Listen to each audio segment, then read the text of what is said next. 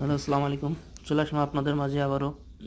এই যে দেখতে পাচ্ছেন, এসিটা খুলে নিয়ে গেছে, কারণ এসির তেল বাইরে চলে গিয়ে জাম হয়ে গেছে ফিল্টার।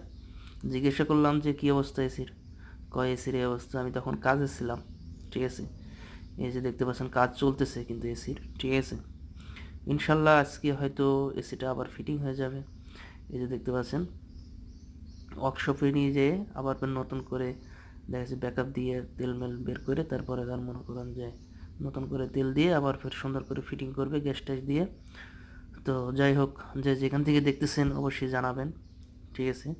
আর এই যে আমি এগুলান পুরাতন মালে থেকে কেটে কুটে রাখছি, কারণ যত কাজ করি পুরাতন মালগুলা নিয়ে এসে এখানে রাখি, ঠিক আছে। তো যাই হোক, যে যেখান থেকে দেখতেছেন অবশ্যই জানাবেন কেমন হয়েছে ভিডিওটা, ঠিক আছে। ওকে, আল্লাহ হাফেজ।